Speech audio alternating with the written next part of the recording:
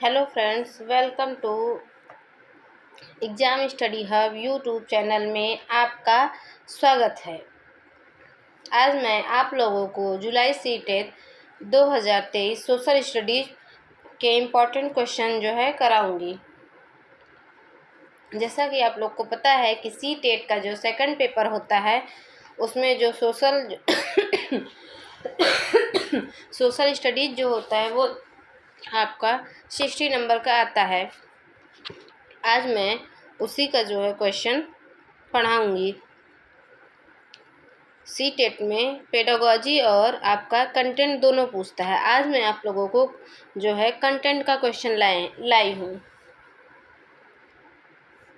क्योंकि ज़्यादा से ज़्यादा आप लोग कंटेंट को पढ़िए ताकि आप लोगों का पेडागोजी तो और सब्जेक्ट में पढ़ते हैं तो सॉल्व हो जाता है, लेकिन उसका जो कंटेंट होता है वो नहीं पढ़ पाते हैं। तो इसलिए मैं आज आप लोगों को कंटेंट लाई हूँ। चलिए आज का क्वेश्चन स्टार्ट करते हैं। क्वेश्चन नंबर 1,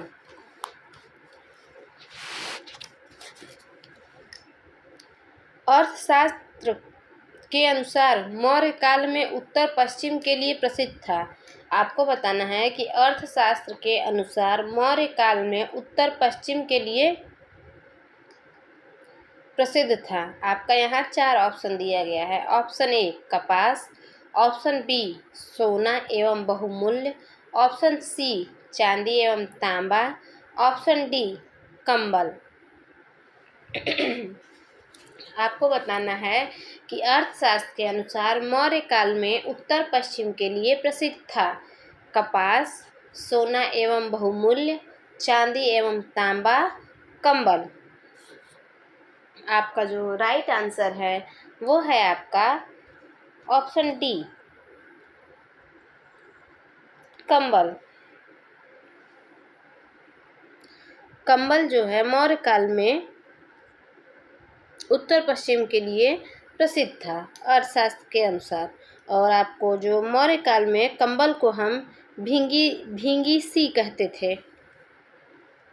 चलिए नेक्स्ट क्वेश्चन नंबर 2,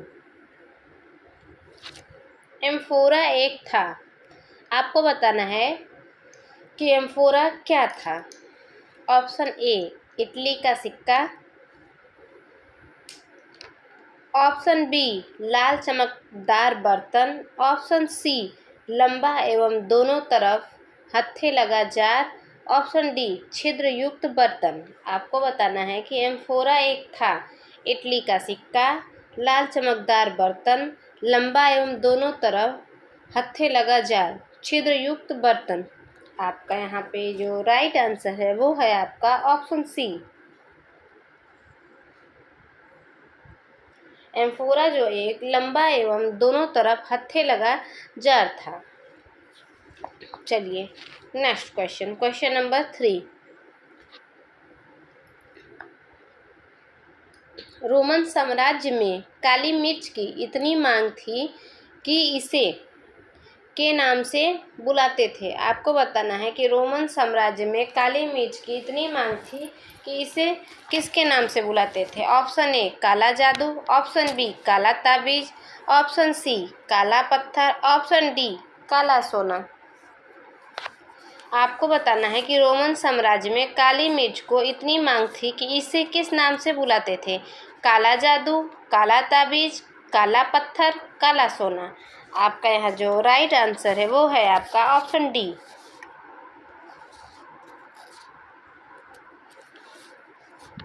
काला सोना। काला सोना रोमन साम्राज्य में काली मिर्च को बुलाते थे। और काला सोना का उपयोग रोमन लोग चोट लगने में काली मिर्च का लेप लगाते थे और मांस में भी काली मिर्च का लेप लगाते थे। और इसे काला सोना भी कहते हैं और इसे काली मिर्च को यवन प्री भी कहा जाता था। चलिए नेक्स्ट क्वेश्चन। और काली मिर्च था वो भारत देश का केरल राज्य से ज़्यादा ले जाते थे रोमन लोग। चलिए नेक्स्ट क्वेश्चन, क्वेश्चन नंबर 4। रहट चरखे एवं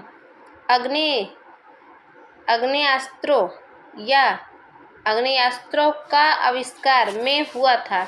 आपको बताना है रहट चरखे एवं आग्नेयास्त्रों का आविष्कार में हुआ था, किस काल में हुआ था आपको बताना है।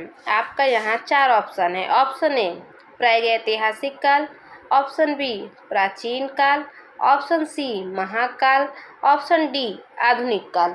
आपको बताना है कि यहाँ पे रहटे चरखे एवं आग्नेयास्त्रों को जो है इसका आविष्कार किस काल में हुआ था। प्रागैतिहासिक काल, प्राचीन काल, महाकाल, आधुनिक काल। आपका जो राइट आंसर है आपका ऑप्शन सी महाकाल।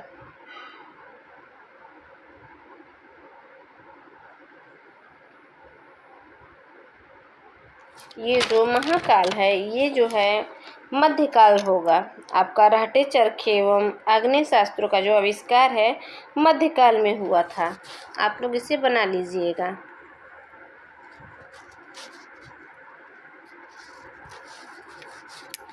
मध्यकाल होगा।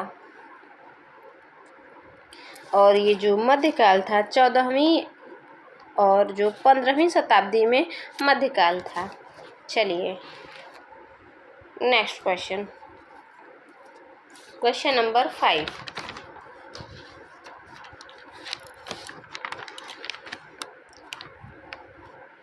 निम्नलिखित में से किस दिल्ली के सुल्तान की प्रशंसा में एक संस्कृत प्रशस्ति पाया गया है। आपको बताना है कि निम्नलिखित में से किस दिल्ली के सुल्तान की प्रशंसा में एक संस्कृत प्रशस्ति पाया गया था। आपका यहाँ 4 ऑप्शन है। Option A Iltutmish, option B Balban, option C Alauddin Khilji, option D Firoz Tughlaq. आपको बताना है कि दिल्ली के सुल्तान की जो प्रशंसा में एक संस्कृत प्रशस्ति लाया गया था वो किस। इसमें से आपका जो राइट आंसर है वो है आपका ऑप्शन सी अलाउद्दीन खिलजी। अलाउद्दीन खिलजी जो है इनका जो है प्रशस्ति जो है आपका लाया गया था। जोधपुर में प्रशस्ति इनका पाया गया है और जोधपुर शिलालेख भी इसे कहा जाता है। और आपका संस्कृत भाषा में ये जो है प्रशस्ति लिखा गया है। और जो अलाउद्दीन खिलजी हैं इनके जो है जो भी इन्होंने युद्ध जीता था उसकी जो है गाथा का वर्णन इस प्रशस्ति में किया गया और यह प्रशस्ति संस्कृत में लिखा गया है। चलिए नेक्स्ट क्वेश्चन, क्वेश्चन नंबर 6।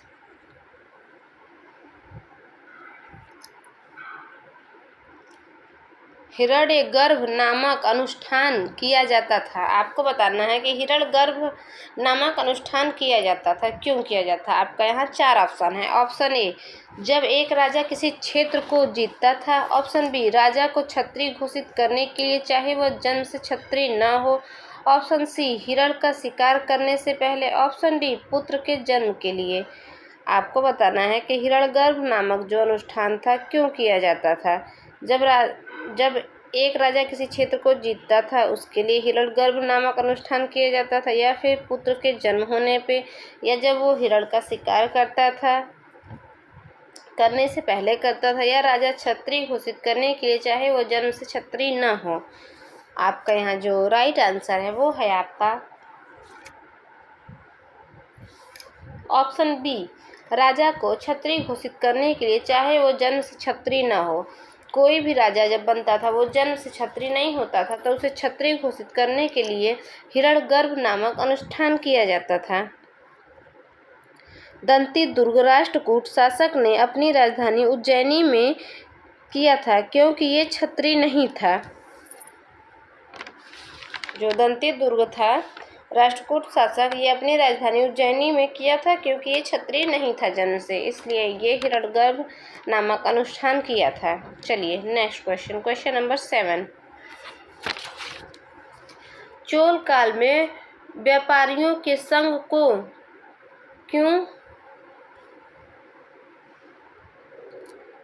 को कहा गया था? आपको बताना है कि चोल काल में व्यापारियों के संघ को कहा गया था। आपका यहाँ जो है 4 ऑप्शन है। ऑप्शन ए ग्रामम, ऑप्शन बी श्रेणी, ऑप्शन सी नगरम, ऑप्शन डी सभा। आपका यहाँ पे बताना है चोल काल में व्यापारियों के संघ को क्या कहा जाता था? ग्रामम, श्रेणी, नगरम या सभा। आपका यहाँ जो राइट आंसर है वो है आपका ऑप्शन सी नगरम। चोल काल में व्यापारियों के संघ को नगरम कहा जाता था और उत्तर भारत के व्यापारी संघ को जो है श्रेणी कहा जाता था।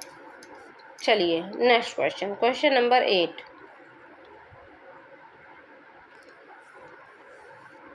नाथ साहित्य का संबंध है। आपको बताना है नाथ साहित्य का संबंध है। ऑप्शन ए बंगाली से, ऑप्शन बी असमी से, ऑप्शन सी उड़िया से, ऑप्शन डी मैथिली से। आपको बताना है कि नाथ जो साहित्य है कि उनका संबंध किससे है? बंगाली से, असमी से, उड़िया से, मैथिली से। आपका यहाँ जो राइट आंसर है वो है आपका ऑप्शन ए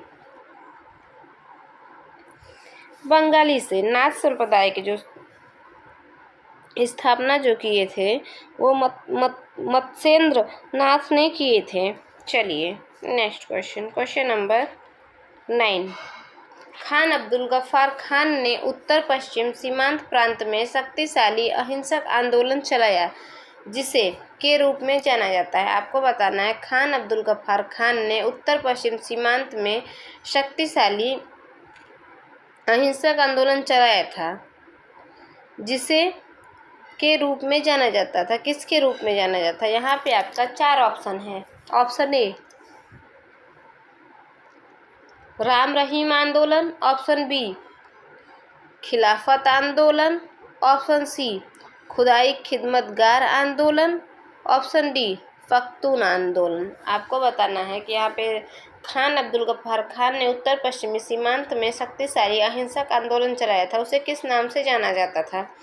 रहीम आंदोलन, खिलाफत आंदोलन या खुदाई खिदमतगार आंदोलन या पख्तून आंदोलन। आपका यहाँ पे जो राइट आंसर है वो है आपका ऑप्शन सी खुदाई खिदमतगार आंदोलन। खुदाई खिदमतगार आंदोलन के नाम से जाना जाता था। खान अब्दुल गफ्फार खान ने उत्तर पश्चिमी सीमांत प्रांत में शक्तिशाली अहिंसक आंदोलन चलाया, इसे खुदाई खिदमतगार आंदोलन के रूप में जाना जाता है और आपका इसे लाल कुर्ती दल के नाम से भी जाना जाता है। और इन क्रांतिकारियों को जो है लाल कुर्ती दल के नाम से जाना जाता था और सविनय अवज्ञा आंदोलन के समय ये जो है आंदोलन चलाया गया था। चलिए नेक्स्ट क्वेश्चन, क्वेश्चन नंबर 10।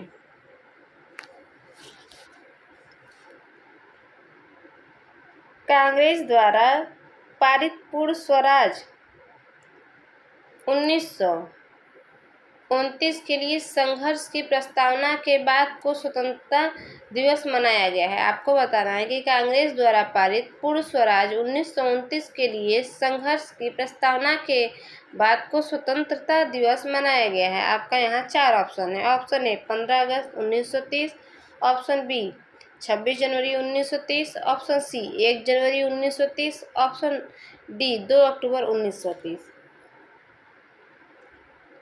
आपको बताना है कि कांग्रेस द्वारा पारित पूर्ण स्वराज 1929 के लिए संघर्ष की प्रस्तावना के बाद स्वतंत्रता दिवस कब मनाया गया?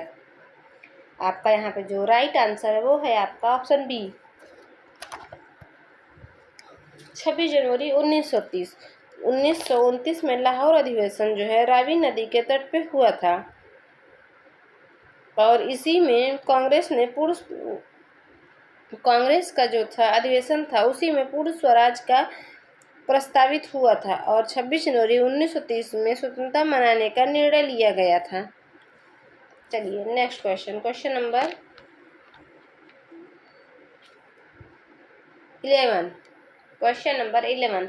बिग बियर एक उदाहरण है। आपको बताना है कि बिग बियर एक उदाहरण है।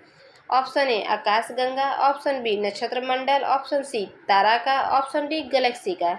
आपको बताना है कि बिग बियर एक उदाहरण है, किसका उदाहरण है, आकाशगंगा का या फिर नक्षत्र मंडल का या तारा का या गैलेक्सी का। आपका यहाँ पे जो राइट आंसर है वो है आपका ऑप्शन बी नक्षत्र मंडल का। बिग बियर जो है उदाहरण जो है नक्षत्र मंडल का, यह एक सिद्धांत है नक्षत्र मंडल का। चलिए नेक्स्ट क्वेश्चन, क्वेश्चन नंबर 12।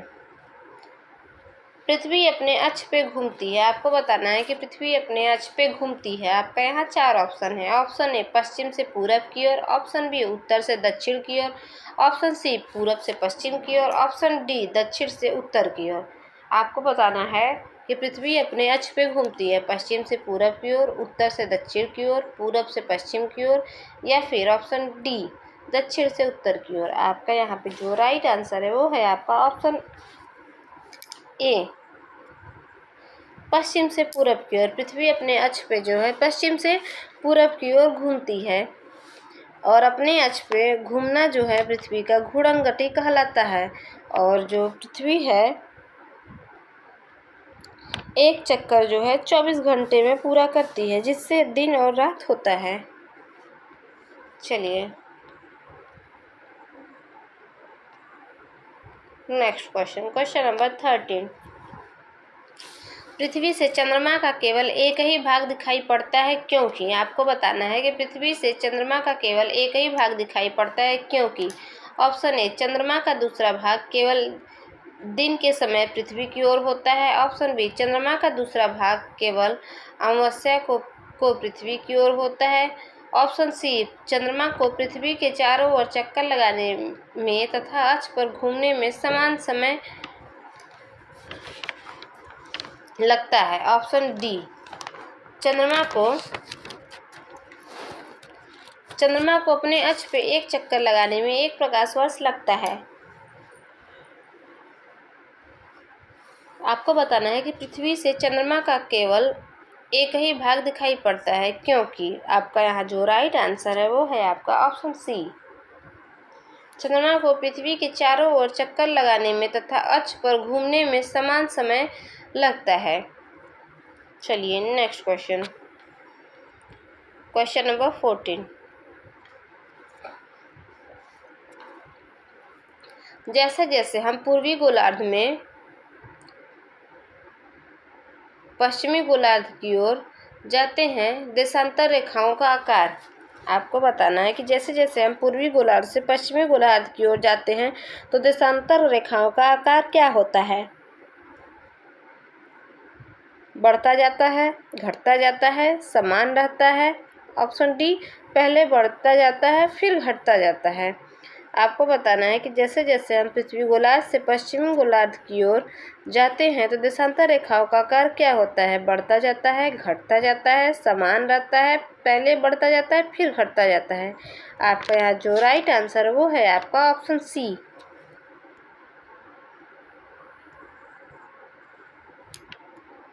समान रहता है, क्योंकि प्रत्येक देशांतर रेखाएं समान होती हैं। 2 देशांतर रेखाएं जो होता है वो जो है उनके बीच जो है दूरी और आपकी जो रेखाएं होती हैं वो बिल्कुल समान होती हैं। आपका जो यहाँ पे राइट आंसर है वो है आपका ऑप्शन सी। चलिए नेक्स्ट क्वेश्चन, क्वेश्चन नंबर 15। पृथ्वी दिवस कहलाता है। आपको बताना है पृथ्वी दिन कहलाता है। आपका यहाँ 4 ऑप्शन है। ऑप्शन ए जितने समय तक सूर्य पृथ्वी पर एक विशेष स्थान पर चमकता है, ऑप्शन बी ग्रीनविच का मानक समय, ऑप्शन सी पृथ्वी द्वारा अपने अक्ष पे घूमने में लिया गया समय, ऑप्शन डी पृथ्वी द्वारा सूर्य के चारों ओर परिक्रमा में लिया गया समय। आपका यहाँ जो राइट आंसर है वो है आपका ऑप्शन सी पृथ्वी द्वारा अपने अक्ष पे घूमने में लिया गया समय। आपका यहाँ राइट है। चलिए next question, question number 16। Vishu के दिन सूर्य की सीधी किरणें पड़ती है। आपको बताना है कि विषु के दिन सूर्य की सीधी किरणें पड़ती है, कहाँ पे पड़ती है। 4 ऑप्शन है। ऑप्शन ए कर्क रेखा पर, ऑप्शन बी विषुव रेखा पर, ऑप्शन सी मकर रेखा पर, ऑप्शन डी आर्कटिक वृत्त पर। आपका यहाँ जो राइट आंसर है वो है आपका ऑप्शन बी विषुवत रेखा पे विषु के दिन सूर्य की सीधी किरणें पड़ती है, और इसी जो है जब सूर्य की किरणें पड़ती है वो 21 मार्च और 23 सितंबर को विषु की स्थिति होती है, और दोनों गोलार्धों में रात और दिन बराबर होता है। चलिए next question, question number 17। Atlantic महासागर में अनेक पोताश्रय एवं पत्तन है क्योंकि। आपको बताना है कि अटलांटिक महासागर में अनेक पोताश्रय एवं पत्तन है क्योंकि। ऑप्शन ए संयुक्त राष्ट्र अमेरिका एवं यूरोप के बीच भारी मात्रा में समुद्र व्यापार होता है। ऑप्शन बी अटलांटिक महासागर में मत्स्य उद्योग विकसित है।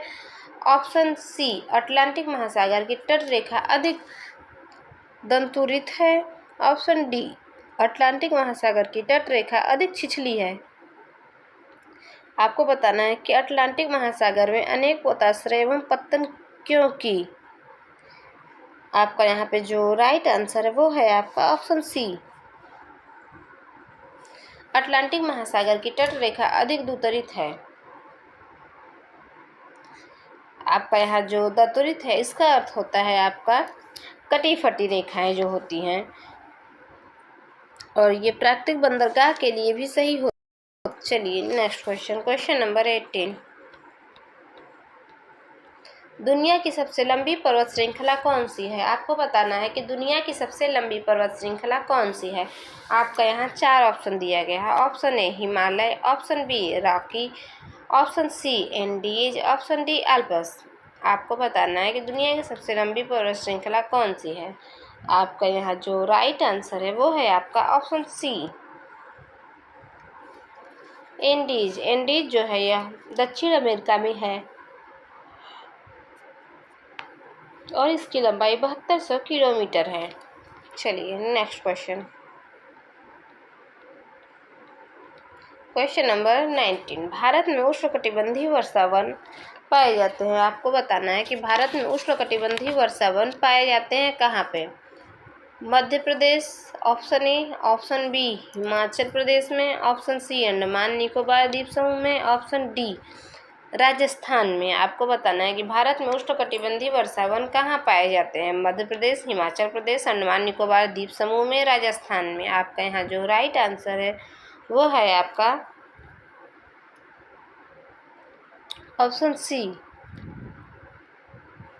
अंडमान निकोबार द्वीप समूह में।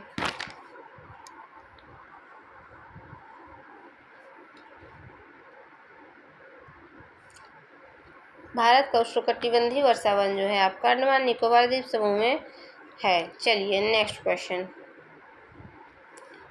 Question number 20। लौटते मानसून के समय आर्द्र पवनें बहती हैं। आपको बताना है कि लौटते मानसून के समय आर्द्र पवनें बहती हैं। ऑप्शन ए घाटी से मैदान की ओर, ऑप्शन बी स्थल से समुद्र की ओर, ऑप्शन सी समुद्र से स्थल की ओर, ऑप्शन डी पठार से मैदान की ओर। आपका यहाँ जो राइट आंसर है वो है आपका ऑप्शन बी स्थल से समुद्र की ओर।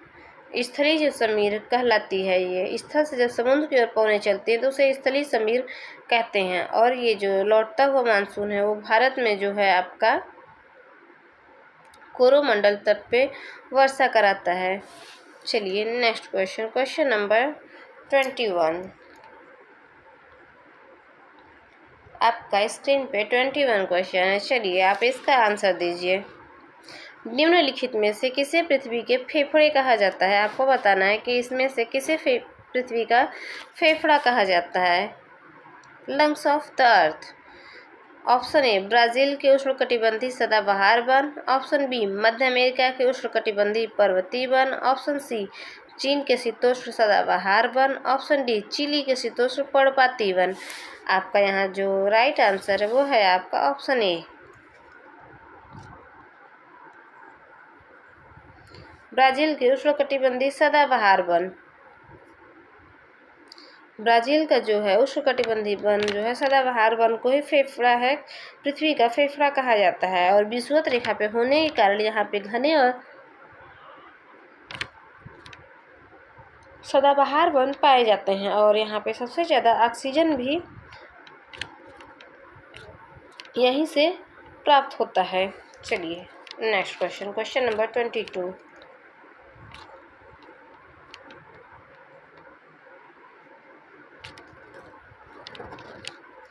विश्व का सबसे बड़ा नदी बेसिन कौन सा है? आपको बताना है कि विश्व का सबसे बड़ा नदी बेसिन कौन सा है। गंगा नदी बेसिन, नील नदी बेसिन, मिसिसिपी नदी बेसिन, ऑप्शन डी अमेजन नदी बेसिन। विश्व का सबसे बड़ा नदी बेसिन कौन सा है? गंगा नदी बेसिन, नील नदी बेसिन, मिसिसिपी नदी बेसिन, अमेजन नदी बेसिन। आपका यहाँ पे जो राइट आंसर है वो है आपका ऑप्शन डी अमेजन नदी बेसिन। अमेजन नदी बेसिन जो है आपका विश्व का सबसे बड़ा नदी बेसिन है। चलिए नेक्स्ट क्वेश्चन, क्वेश्चन नंबर 23। मलोका क्या है? आपको बताना है कि मलोका क्या है। एक जनजाति है, ऑप्शन बी एक प्रकार का घर है, ऑप्शन सी एक वन्य पशु है, ऑप्शन डी मलक्का का निवासी है। आपका यहाँ जो राइट आंसर है वो है आपका ऑप्शन बी एक प्रकार का घर है। कोलंबिया जनजाति जो है उसके द्वारा ये मलोका बनाया जाता है। ये जो है आपका एक प्रकार का घर है। उत्तरी पूर्वी पेरू में निवास करती है कोलंबिया जनजाति। चलिए नेक्स्ट क्वेश्चन, क्वेश्चन नंबर 24। संसाधनों का सतर्कतापूर्वक उपयोग करना तथा उन्हें नवीनीकरण के लिए समय देना कहलाता है। आपको बताना है कि संसाधनों का सतर्कतापूर्वक उपयोग करना तथा उन्हें नवीनीकरण के लिए समय देना कहलाता है। ऑप्शन ए संसाधन संरक्षण, ऑप्शन बी सतत पोषणीय विकास, ऑप्शन सी संसाधन प्रबंधन, ऑप्शन डी विकास प्रबंधन। आपका यहाँ जो राइट आंसर है वो है आपका ऑप्शन सी संसाधन प्रबंधन। चलिए नेक्स्ट क्वेश्चन, संसाधन प्रबंधन जो है संसाधनों को सतर्कतापूर्वक उपयोग करना तथा उन्हें नवीनीकरण के लिए समय देना संसाधन प्रबंधन कहलाता है। चलिए नेक्स्ट क्वेश्चन, क्वेश्चन नंबर 25। रक्षक मेखला की एक विधि है। आपको बताना है कि रक्षक मेखला की एक विधि है जल संरक्षण की, मृदा निर्माण की, बागानी की या फिर मृदा संरक्षण की। आपको बताना है कि जल में जो रक्षक मेखला की जो है कौन सी विधि है। आपके यहाँ जो राइट आंसर है वो है आपका ऑप्शन डी मृदा संरक्षण। खेतों में बॉर्डर बनाने से मृदा का संरक्षण करते हैं, उसे रक्षक मेखला कहते हैं। चलिए next question, question number 26। Madhya Pradesh में स्थित भीमबेटका एक पूरा स्थल है। आपको बताना है कि मध्य प्रदेश में स्थित भीमबेटका जो एक पूरा स्थल है। आपको बताना है यहाँ पे राइट आंसर क्या है 26 नंबर का। आपका यहाँ 4 ऑप्शन दिया गया है। ऑप्शन ए पूरा पाषाणिक, ऑप्शन बी नवपाषाणिक, ऑप्शन सी महापाषाणिक, ऑप्शन डी सूक्ष्म पाषाणिक। आपका यहाँ जो राइट आंसर है वो है आपका ऑप्शन ए पूरा पाषाणिक। पूरा पाषाणिक जो है मध्य प्रदेश में स्थित भीमबेटका एक पूरा पाषाणिक जो है पूरा स्थल है। और जो भीमबेटका है ये शैल चित्रों का यहाँ से प्रमाण मिले थे और भीमबेटका जो है मध्य प्रदेश में है। चलिए next question, question number 27। Rigveda काल में कौन से 3 देवता खासकर प्रमुख थे। आपका यहाँ 4 ऑप्शन दिया गया है। ऑप्शन ए रुद्र, विष्णु तथा इंद्र, ऑप्शन बी अग्नि, इंद्र तथा सोम, ऑप्शन सी इंद्र, वरुण तथा रुद्र, ऑप्शन डी अग्नि, इंद्र तथा विष्णु। आपका यहाँ जो राइट आंसर है वो है आपका ऑप्शन बी ऋग्वेद काल में अग्नि, इंद्र और सोम जो है तीनों देवताएं खासकर ये प्रमुख थे। और आपका जो प्रमुख देवता जो है ये ऋग्वेद में इंद्र देवता थे। और इंद्र देवता का जो है नाम ऋग्वेद में 250 बार आया है। और आपका इंद्र देवता का जो है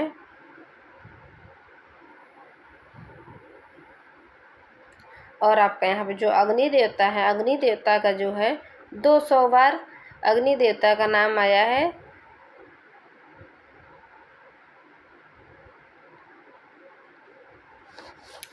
चलिए next question, question number 28। Sanskrit को जिस भाषा परिवार का हिस्सा माना जाता है उसे कहते हैं। आपको बताना है कि संस्कृत को जिस भाषा परिवार का हिस्सा माना जाता है उसे कहते हैं। भारत आर्य, ऑप्शन बी भारत यूनानी, ऑप्शन सी भारत यूरोप, ऑप्शन डी भारत अरब। आपका यहाँ जो राइट आंसर है वो है आपका ऑप्शन सी भारत यूरोप। भारत यूरोप जो है आपका राइट आंसर। संस्कृत को जिस भाषा परिवार का हिस्सा माना जाता है उसे भारत यूरोप कहते हैं। चलिए नेक्स्ट क्वेश्चन, क्वेश्चन नंबर 29। इस स्थान पर मृतक को प्रायः उत्तर की ओर सिर करके दफनाया जाता है। आपको बताना है कि कौन सा स्थान है जहाँ मृतक को उत्तर की ओर सिर करके दफनाया जाता है। आपका यहाँ 4 ऑप्शन है।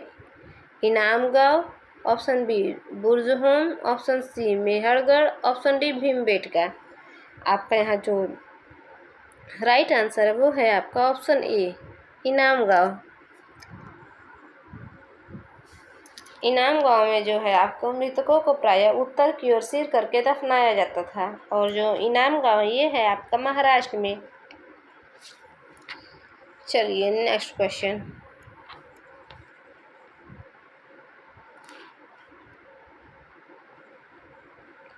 क्वेश्चन नंबर 30 क्वेश्चन नंबर जो है आपका है आज का लास्ट क्वेश्चन है।